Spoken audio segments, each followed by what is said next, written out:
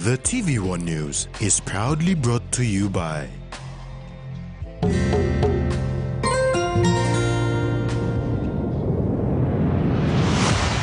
BSP, our bank, our people.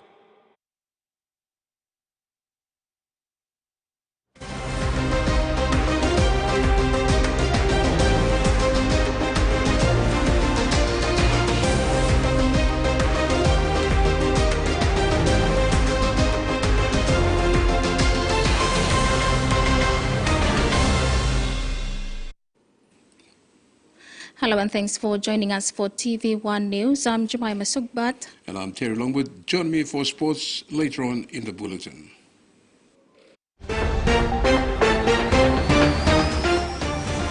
In this edition, new equipment for PMGH, school heads reminded of no fees, and Ipatas Cup Challenge to resume.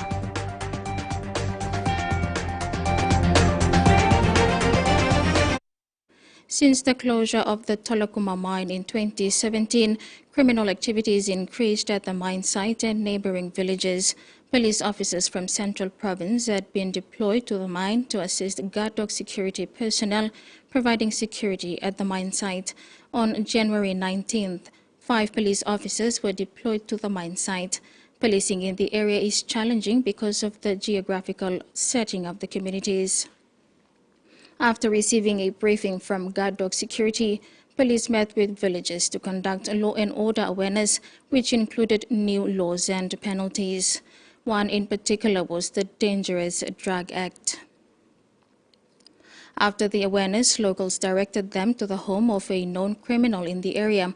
The suspect is an accomplice of our pilot, a notorious criminal who was killed by villagers last year. The suspect was brought to Port Moresby and is being investigated. It was a day of relief as 3 new vital observation monitors were donated to the emergency department at the Port Moresby General Hospital. Sir Brian Bell Foundation donated 2, while Wang D Lawyers donated the 3rd observation monitors to the department, which were damaged in the recent past. All equipment is vital in a hospital, and for Port Moresby General Hospital, it was a huge relief to receive 3 new vital observation monitors to the emergency department. Sir Brian Bell Foundation donated 2, while Wang D Lawyers donated 1 of the observation monitors to the department.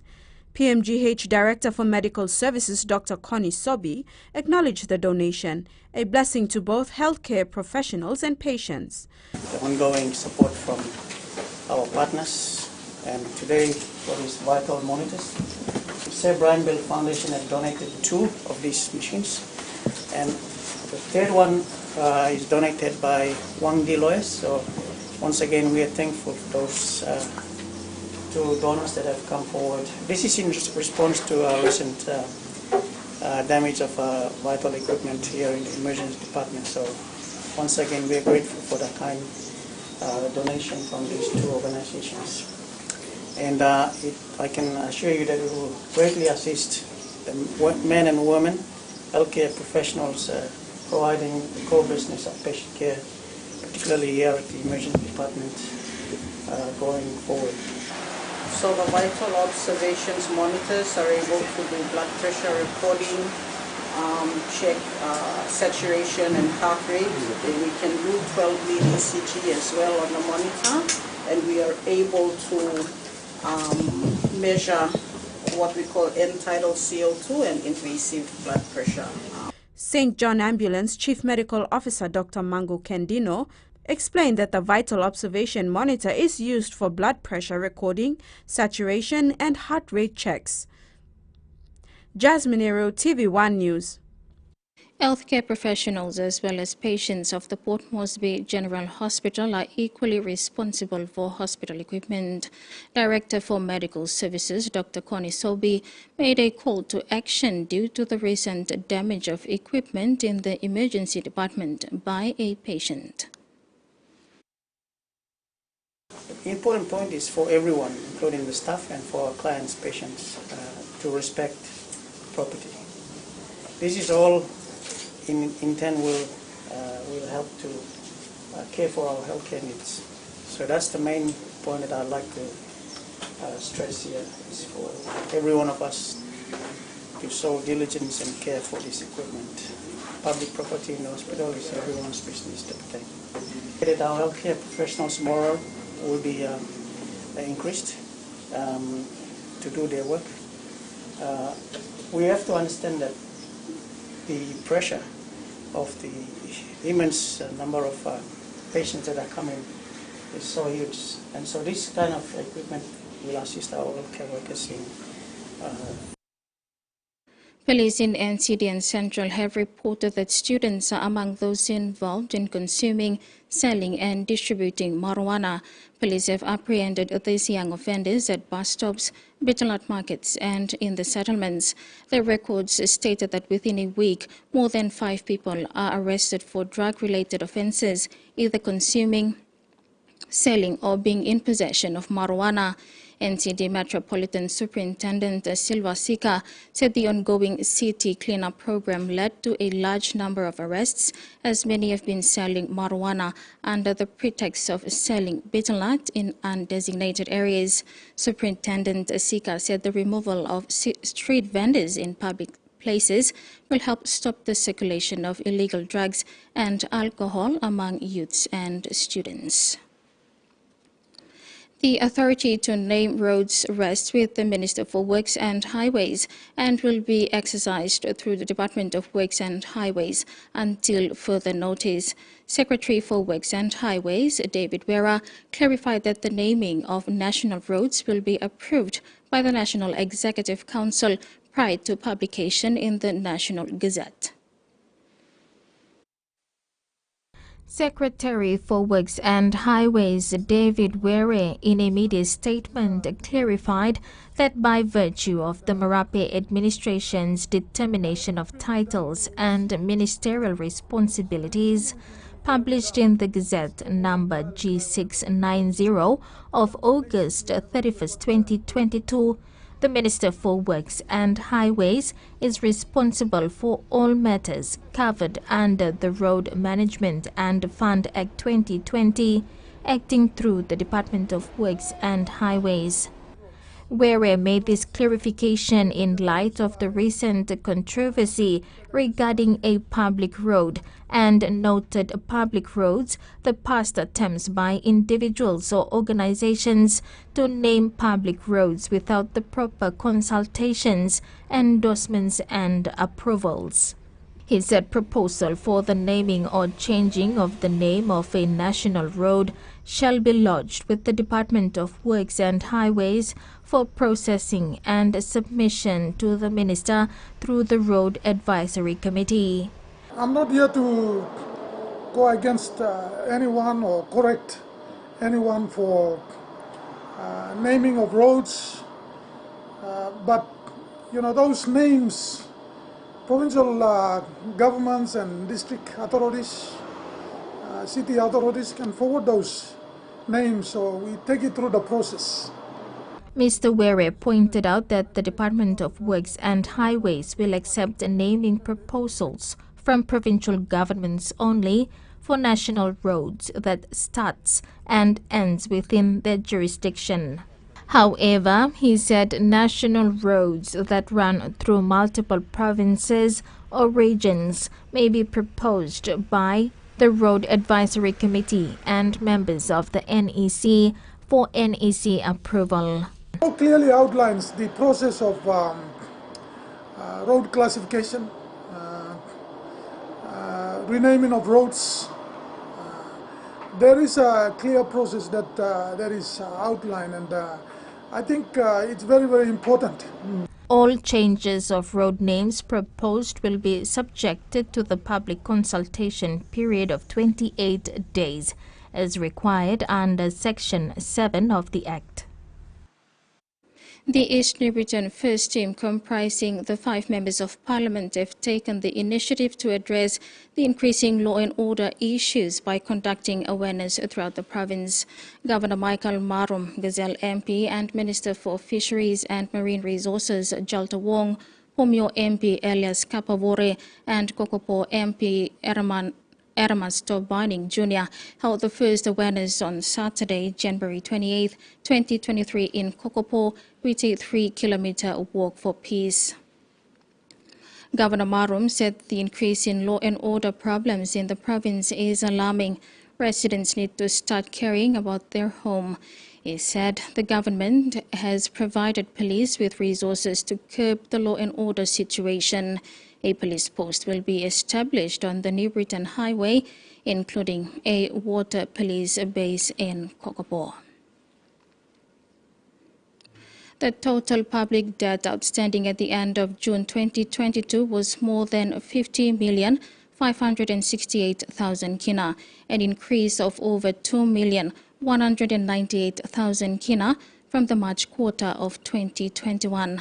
This comprises of 27,828,000 kina in domestic debt and 22,744,000 kina in external debt. Acting Governor for Central Bank Elizabeth Kenya, in her first release of the quarterly economic bulletin, said government debt at the end of June 2022 is about 50 billion kina. Ms. Kenya also clarified that the preliminary fiscal operations of the national government over the 6 months to June 2022 show a deficit of 2,078.1 million kina compared to a deficit of 2,690.5 million in the corresponding period of 2021. The lower deficit reflected improvement in revenue.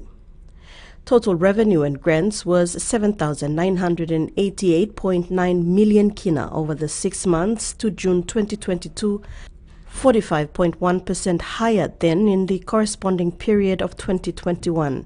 It represents 49.3% of the 2022 budget amount. Kenya said the outcome reflected higher tax revenue. The total expenditure was 10,067 million kina over the 6 months to June 2022, 22.8% higher than in the corresponding period of 2021. It represents 45.4% of the 2022 budget. This was due to higher recurrent expenditure and interest cost. The developments in the revenue and expenditure in the June quarter resulted in a deficit of 2,078.1 million kina. The deficit was financed mainly from domestic sources, totaling 2,264 million kina, which more than offset the net external loan repayment of 185.9 million kina. Salome Vincent, TV1 News.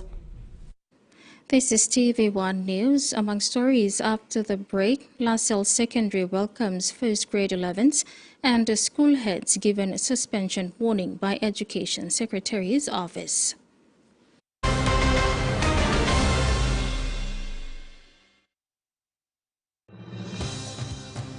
With BSP Internet Banking, you can enjoy your banking at home, at work, or wherever you are. BSP Personal Internet Banking allows you to view your accounts and transactions, transfer money, bill pay, schedule future payments, or access your bank statements. Visit your nearest BSP branch to register now. BSP Internet Banking, the smarter way to bank. BSP, our bank, our people. Open Net.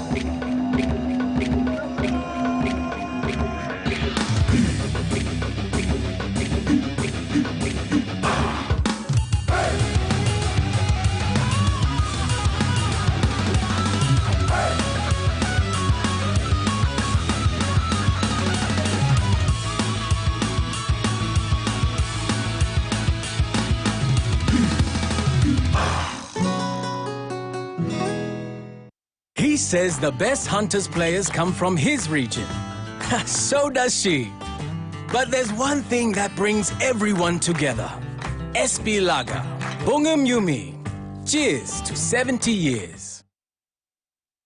Whether we're playing sport, exercising for fitness, being active for work or play, just having some fun, or just chilling, there is one name we can count on that we know will keep us going strong. Skell rice. Healthy, nutritious, delicious medium grain rice full of vitamins and minerals. Skell helps us maintain a healthy, active lifestyle so we can enjoy every day. Skell rice. Skell life.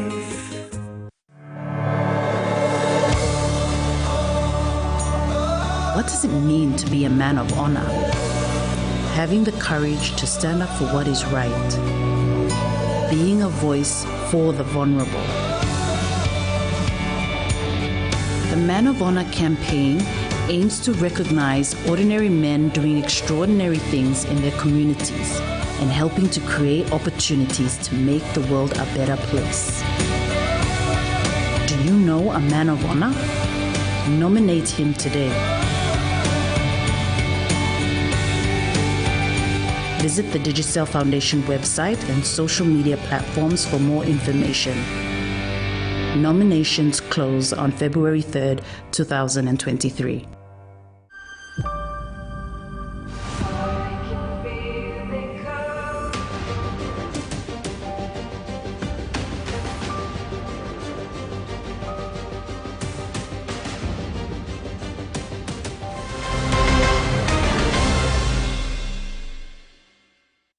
Welcome back.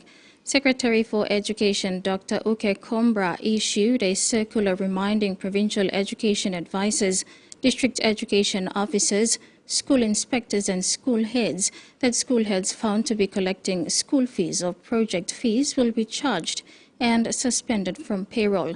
The direction was issued through Circular Number 5 of 2023 on Monday, 30th of January. As the school year begins and parents and students run around to find school and tuition fees, Education Secretary Dr. Uke Kombra released in the Secretary's Circular Number 5, 2023 on January 30th, warning school heads not to defy the government's GTFS policy directives by collecting school fees and project fees. The public announcement was headlined, "No school fees or project fees to be charged by schools in the national education system in 2023. Secretary Circular Number 4 of 2023 with subject Administration and Management of Project Fees Funding for 2022 and 2023 applies to all school heads in general education sector including preschools, primary schools, junior high schools, secondary schools, national schools of excellence, vocational schools, FOD, provincial centers, and inclusive education resource centers. The circular is a reminder for school heads, school boards of management, board of governors, governing councils, district and provincial education boards as stipulated in the GTF policy MPS 1/2023. Non-compliance to these directives will see school inspectors charge and suspend school heads without pay. As per the circular, the defiant school heads can only be restored to pay after all due discipline processes that come under the PEB and NEB are duly and fully completed and the Secretary and TSC Chairman are informed accordingly. Frida Kana, TV1 News. The Catholic Education Agency in Port Moresby has approved LaSalle Technical College in Hohola to take in its first year 11 students this academic year. The school in Tediro Primary Schools for grade 9. Brother Anthony said the school has 36 teaching staff to cater for students. It's one of the best schools we have in the country. Since we are taking the first grade level, we are hoping to be the top 10 school in 2024. Parents were overwhelmed with the school infrastructure. Some said it was well above standard than what they have seen at some other secondary schools. My first impressions of bringing my son into the schoolyard, it looks like a really good setup, and I'm happy for my son to be attending LaSalle Technical Secondary School. My name is Alphonse and I'm enrolling my daughter here at LaSalle. I'm really impressed with the facilities here and I'm looking forward for a good education for my daughter here. The triple-level classrooms were built with Australian aid assistance, setting a higher learning standard for students. Brother Anthony says the pioneering grade 11 students were selected from Jubilee Catholic Secondary School, De La Salle Bomana and Marenville Girls Secondary. This is backed with handpicked teaching staff to carry out this mission, and with a good location and good school facilities, La Salle is set to raise the bar in the education system in NCD. Frida Kana, TVWAN News. The Global Green Growth Institute has introduced its Pacific Regional Strategy 2023 to 2027 to the Climate Change and Development Authority and key national, provincial government agencies, development partners and civil society organizations. The strategy outlines how GGI will work with Pacific Island countries and development partners to build resilience, create green jobs and ensure socially inclusive development. The Global Green Growth Institute Pacific Regional Strategy 2023 to 2027 targets the mobilization of more than $650 million in green investments for the Pacific region in the next 5 years. GGI Regional Director Katerina Singelakis said the strategy lays out the support GGI will provide to Pacific Island countries. It aims to provide policy advice, technical assistance, knowledge exchange, including climate finance that the Pacific needs. GGI will continue to support the Pacific region in many infrastructure and climate mitigation areas, including sustainable energy and transport, water and waste solutions, and the application of green technologies. GGI's Pacific Regional Strategy will also bring focus in 3 key areas: mobilizing investment for climate adaptation, strengthening gender equality and social inclusion, and supporting the blue economy for a green recovery. Through implementation of the strategy, GGI aims to create over 100,000 green jobs, provide access to affordable, reliable, clean electricity to 1.6 million people, and support 360,000 people with enhanced capacity for adaptation and resilience to climate change impacts while reducing greenhouse emissions. In the Pacific, GGI has offices in Nauru, Marshall Islands, Samoa, Solomon Islands, and Tuvalu. In PNG, GGI continues to work with the Climate Change and Development Authority since 2018.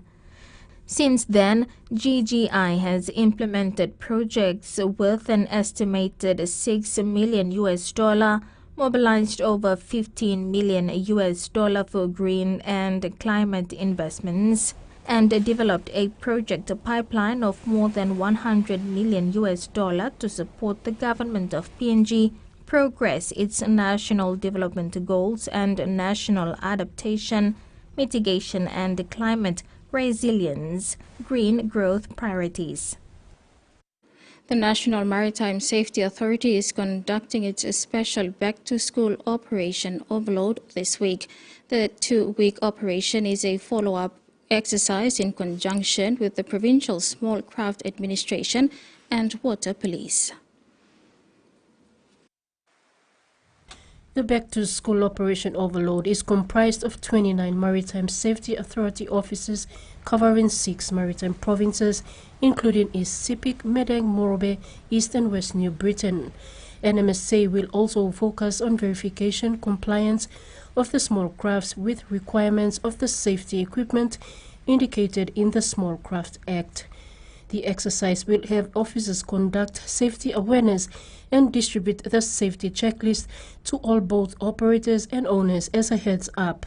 NMSA deployed officers are authorized to exercise the authority's powers prescribed in the Merchant Shipping Act 1975. Instances of non-compliance may lead to detention of the ship, cancellation or suspension of crew certificates of competency, and in severe matters, even prosecution. NMSA seeks ship operators' assistance and cooperation with making sea travel safer over this period and at any time when passengers are on board. Susan Oriape, TVWAN News. This will be the 45th time for Steamships Trading Company sponsor the 49th Hiri Moale Festival this year. Steamships is a gold sponsor and naming rights sponsor for the Coral Sea cultural performance for the festival. A sponsorship of 100,000 kina was done today at the Motu Koita Assembly Office. It is the longest-serving sponsor that has assisted the Hiri Moale Festival for so long. For the 45th time, Steamships Trading Company is on board again as gold sponsor and naming rights sponsor for the Coral Sea cultural performance during the 49th Hiri Moale Festival this year. A sponsorship of 100,000 kina was announced today at the Motu Koita Assembly Office. Managing Director for Steamships Trading Company, Rupert Bray, shared that Steamships has a long history with the towns and villages around the coast, and it's over 105 years now that they have been involved with business and the communities of Motu Koita. And Hiri Moale is a very important time for us to be able to showcase our relationship with the 7 villages that have formed such an integral part of our history. So we're very proud to be sponsoring the 49th Hiri Moale Festival. So it's 100,000 kina, as usual, towards the festival.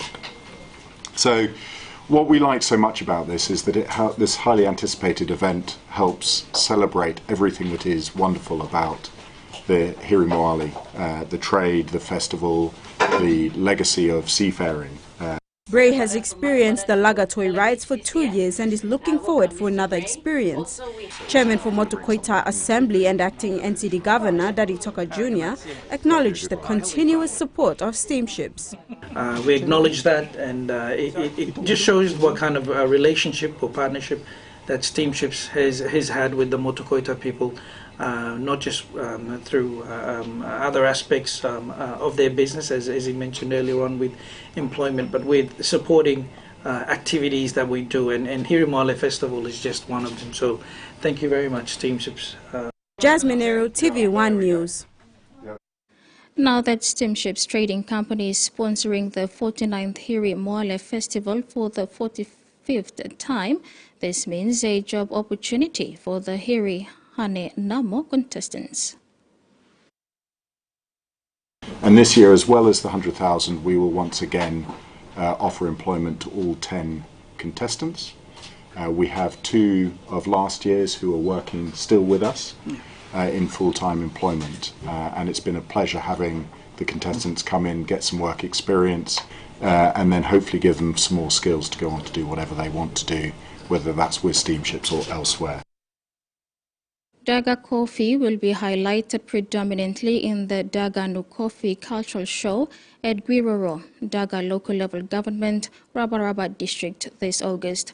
Founder and promoter Graydon Punam said the Arabica coffee is grown, processed, roasted and packed in bags of 100 grams, 250 grams, 500 grams and 1 kilogram. Mr. Punam is a tropical agriculture graduate, was fortunate enough to live in Israel and did studies in coffee quality control training and qualified as a coffee grader. His work extends to supporting men, women, youth and children in Daga. This includes the establishment of Grey Cafe, which was done processing of coffee before it is marketed. Daga Coffee's spin-off products include dishwashing paste, soap, candy, biofuel, pillow foam, coffee and tea. Mr. Punam said Daga has the potential to be an organic fruit and vegetables grower and supplier.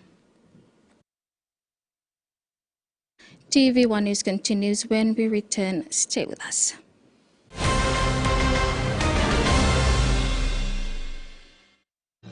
Experience a convenient and smarter way to do your banking with BSB Mobile Banking. You don't have to leave the office or your home to pay for bills. You can view your account balance, transfer funds, top up phone credits, or purchase easy pay units wherever you are.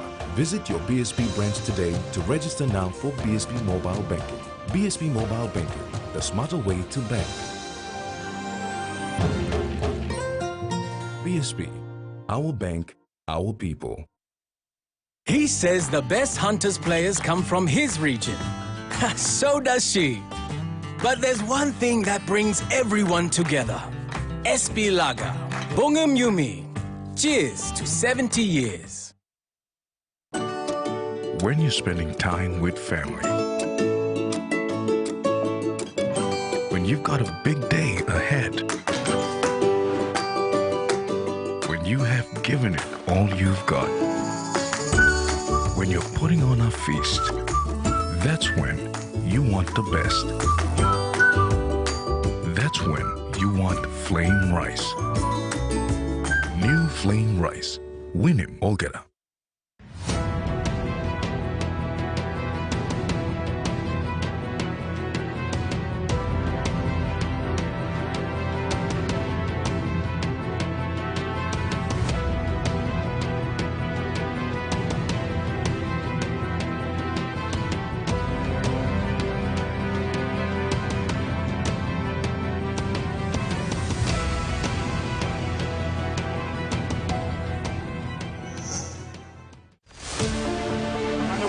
Challenge is about to get underway.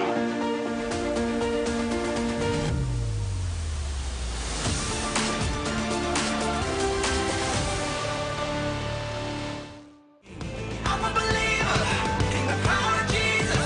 want to remind you that life isn't about living in the moment. Teamwork makes the dream work. There is no I in team. You are an unshakable leader as you establish your values today. My encouragement to you is discover God, because God then gives you your purpose. I hope that encourages you today. My name is Lance. And my name is Kaylee. And we believe in you!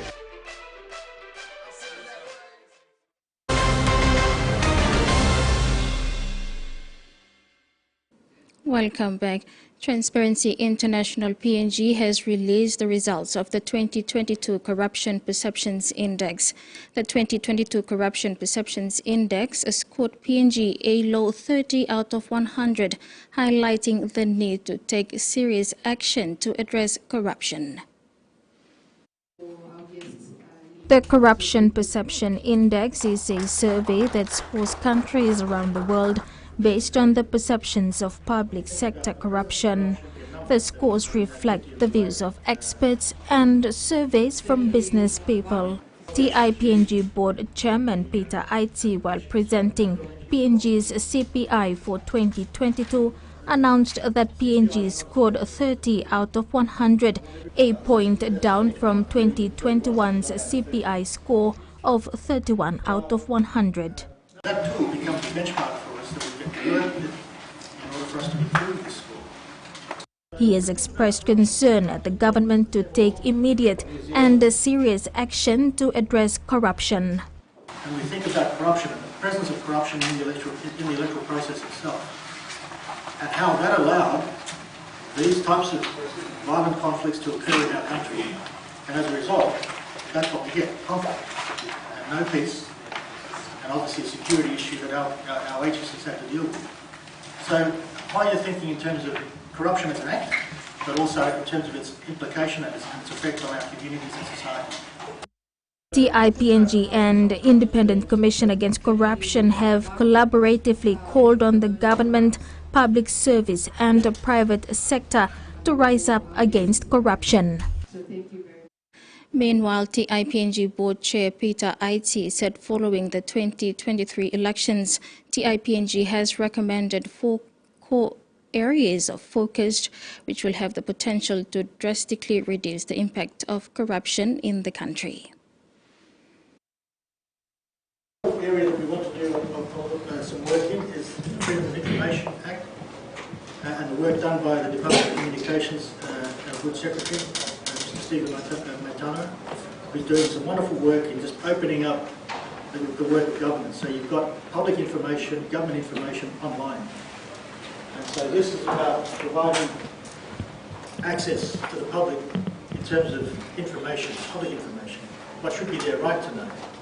And So more and more, if we can open up the work of government, minutes of meetings, all these types of things, and put it online, then hopefully, we as an engaged citizenry can be able to hold these organisations, hold these individuals to a greater level of accountability.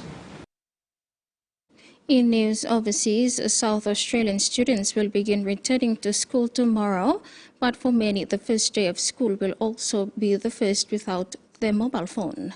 High schools are navigating a new mobile phone policy requiring devices to be switched off and put away. Students from 44 South Australian schools are ringing in the school year without their phones. Banning phones at school, it might stop bullying and violence. I think it could be a great step towards it. We all are used to it since year 8. We've not allowed our phones anyway, so yeah, it's basically normal. Others aren't as happy about the restrictions, which can involve leaving their phones in locked bags like these until the end of the school day. Our parents don't really know English really well, and they use the phones to communicate with us, because obviously the school's not going to know how to communicate with them that well. Like, what if there's an emergency or something and you need to call home and you can't, and like it's a private matter and you don't want to go and talk to the school about it? But one local principal says most students are happy to comply. I think our students have had some time to actually get used to it, so we don't have the backlash that we may have had. There are some students who are going to find it very difficult, and then what we'll do is work with those students and their families. While the government and opposition are disputing whether the plan constitutes a ban, the Education Minister says the phone policy will be in place at all schools by term 3. Around enforcement, workload issues for teachers, so we've done a lot to make sure that the policy has enough flexibility in it. But for students marking their first days at primary school, phones are not yet such a pressing issue. The gaming lobby has released a new set of promises to self-regulate as the New South Wales government threatens to reform the sector.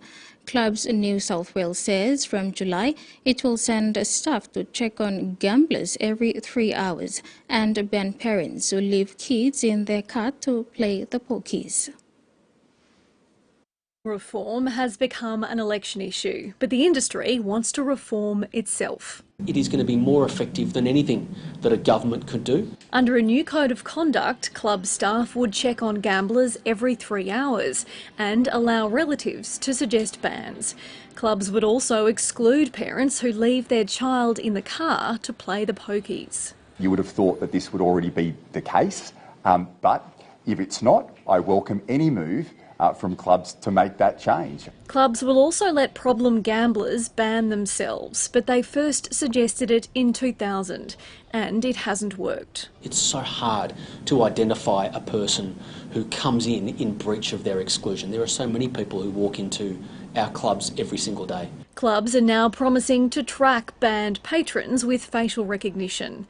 The industry also runs ClubSafe, which trains staff to spot money laundering. But a Crime Commission report found staff lack knowledge on that issue. They have absolutely built a business model on problem gamblers. Now they want us to believe that they're going to be the saviours of problem gamblers. This latest attempt at self-regulation comes just 2 months out from an election. The government has promised mandatory cashless gaming cards, though its actual policy is yet to be released. The destination is cashless gaming in New South Wales. We will release our response shortly. Premier has to explain to the people of New South Wales what he in fact wants to do. Labor has promised to trial a cashless gaming card. The property market is continuing its wild ride, with Brisbane posting its largest and fastest price decline on record. Hobart has also had an historical fall, but across the capital cities, Sydney property has dropped the most. ABC's Emma Pollard reports. With cost of living pressures mounting, Tony Roberts is selling his Brisbane home after more than 20 years. Hey Tony, how are you? Afternoon, Miss Yearsberg. House prices are dropping, but he's still hopeful of a good sale. With the availability of other houses and seeing what they're achieving, I feel fairly confident. New figures from property analysts CoreLogic show an historic price plunge for Brisbane. It was only back in June that the Brisbane housing market moved through a peak and now we've seen it move through a record amount of decline. Home values in Greater Brisbane fell 10.9% between last June and the end of January. Hobart also broke its record, with prices dropping 9.3% from a high last May. They both recorded quite spectacular rises in housing values through the upswing. And another similarity is that they were both seeing very strong interstate migration rates that have now pulled back to some extent. Sydney has had the biggest capital city fall, with average prices dropping 13.8% from the peak. Sydney not quite at a record level of decline, but it's probably a matter of time. The plunging prices have to be seen in the context of record highs. The pandemic upswing saw Brisbane prices rise by an astonishing 43%. Real estate agents say, as always, the situation varies across the suburbs. There's no one market. So be careful just reading the numbers and thinking that that's happening throughout the whole market. The thing that's really affecting the marketplace is just lack of supply. CoreLogic says interest rates will affect what happens next.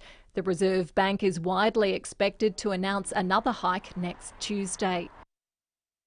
Coming up in sports with Terry, Ipetas Cup to resume and 66 youngsters selected for Goroka Inter-District Games. Here's a look at the weather forecast for the next 24 hours.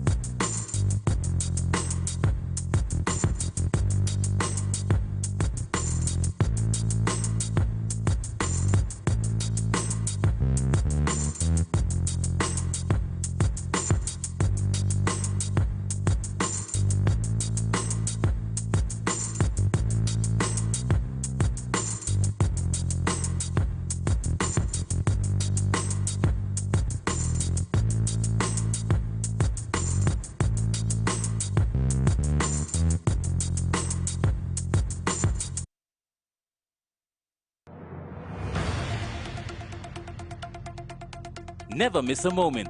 Instant breaking and local news delivered direct to you. Read anytime from anywhere. Download the Loop PNG News app today. Available now on Google Play Store and the App Store. Save time and money and pay your TV bills with a breeze. Call us today on toll-free number 1515 to set up your monthly postpaid TV subscription. And if you do, you can watch Digicel TV on your mobile for free. No data costs and no additional subscription. Don't miss out. Call us today for your residential postpaid TV package today. Digicel TV. More channels, more choice, more value.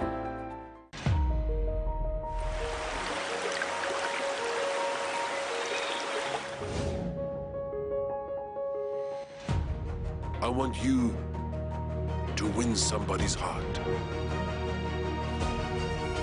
That's Naren. I never asked for your help with anything, Dad. Don't impose your expectations. I'm going to be the one who makes the final decision here.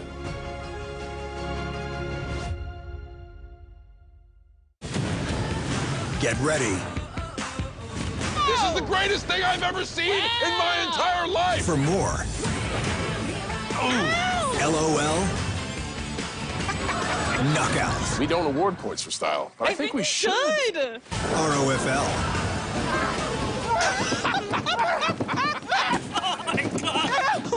And the all-new season of Wipeout. Season premiere February 1st at 7. Only on AXN.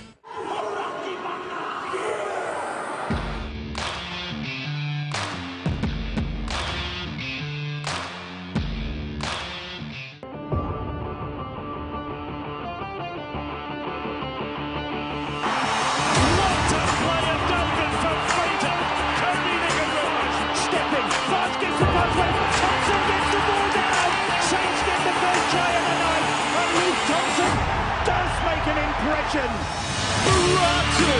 Ratu looking good, goes one-handed, connects with Matawalu. In turn for Rumful. Only back beautifully. Smith goes wide and one missing.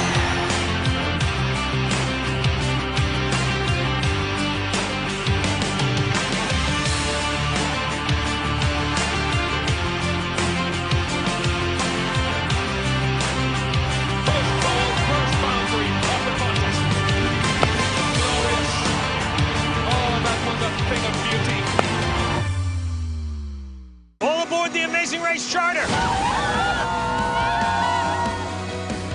New destinations. You're going to the Kingdom of Jordan. New twists. For the first time in Amazing Race history. New season. You're here for a reason, because you're great, so you be great. The Amazing Race. Season premiere, February 7th at 8:50. Only on AXN.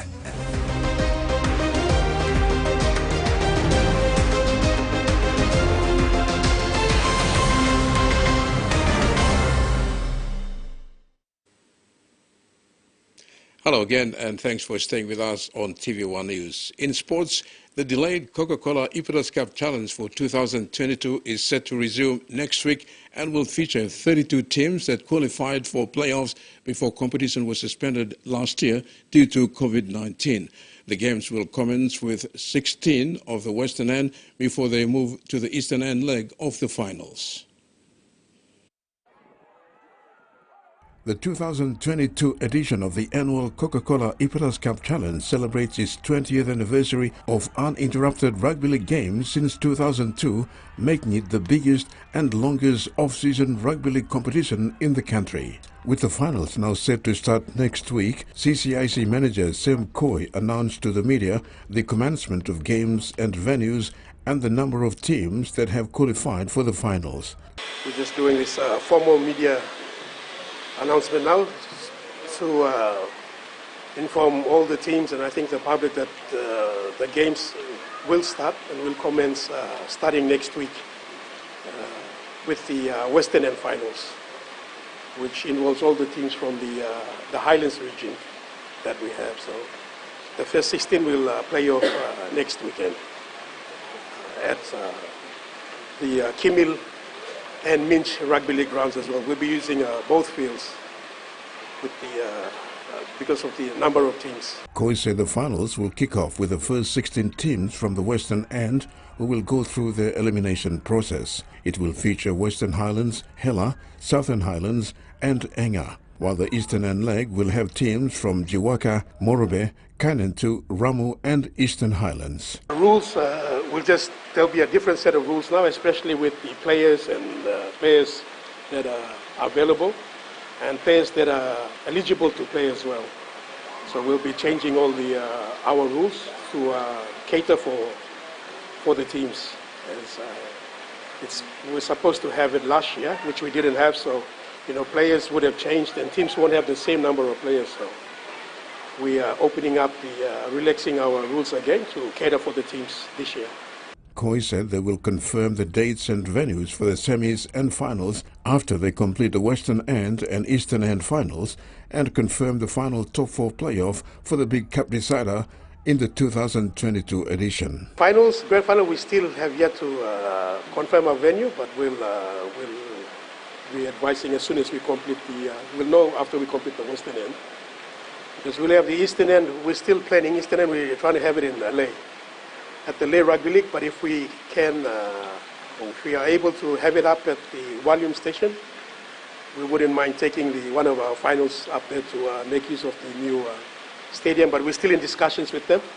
The competition manager also confirmed 100,000 kina total prize money, with 50,000 for the cup winners, 25,000 kina for the runners-up, 15,000 for the third and 10,000 for fourth placing. The Hatterville Sports Tournament ended with a fiery finals on Saturday at the 134 Community School grounds last weekend. Nahoma Nokondis won the Rugby Nines competition trophy after defeating Gesuka Cowboys 16-10. Tournament director Henry Timby said they hosted this tournament to display local talent and for the youth to have fun. The tournament included basketball, soccer, volleyball and rugby league. Mr. Timby said 66 young people were selected from the Goroka district and Dalo district to participate in the 4 sporting codes at the Goroka Inter-District Games. Timby said they have a chance to be selected into Team Eastern Highlands for the upcoming PNG Grassroots Games in Port Moresby.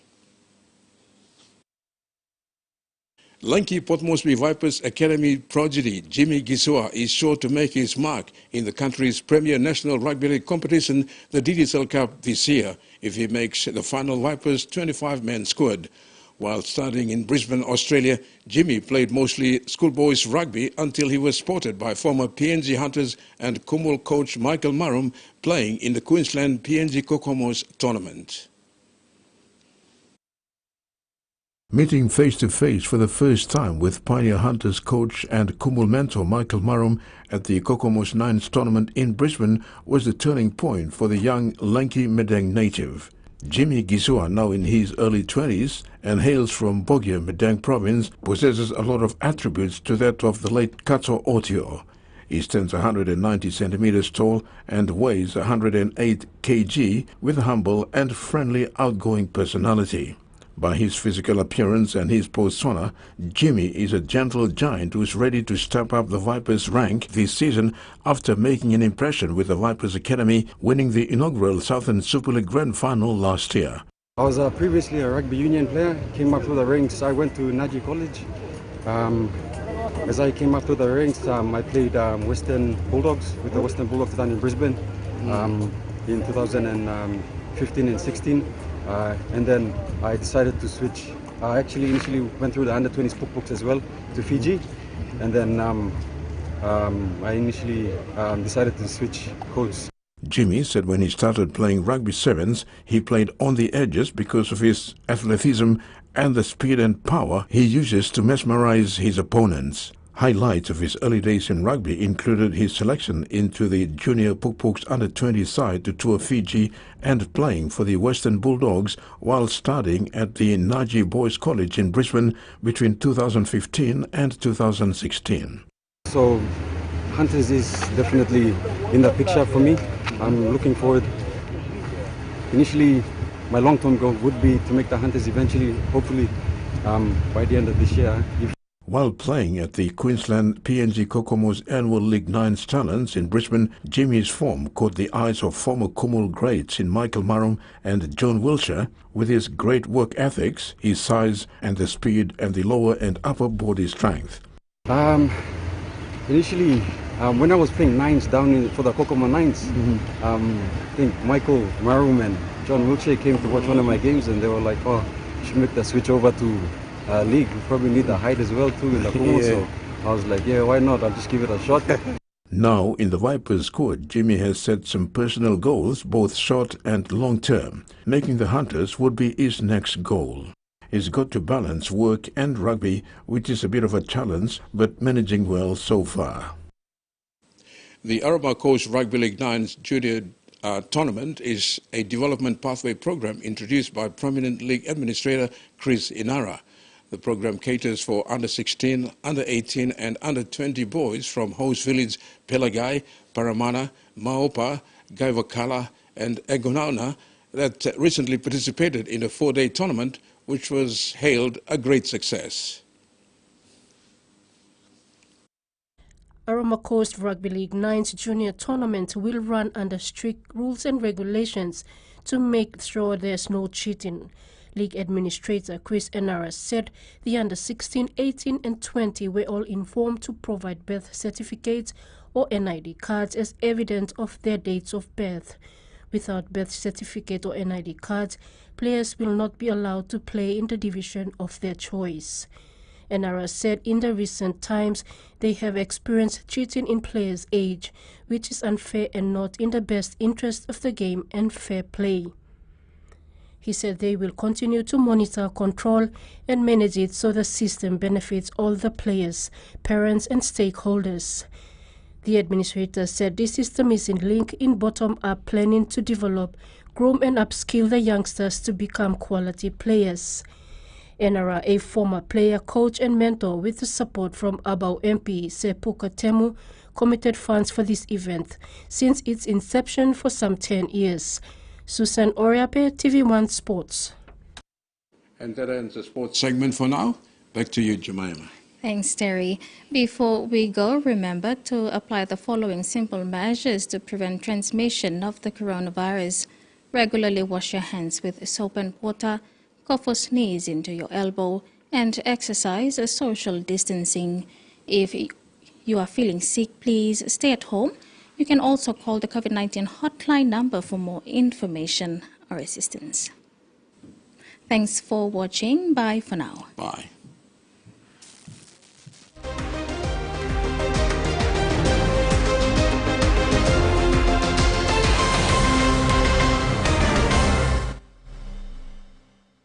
The TV1 News was proudly brought to you by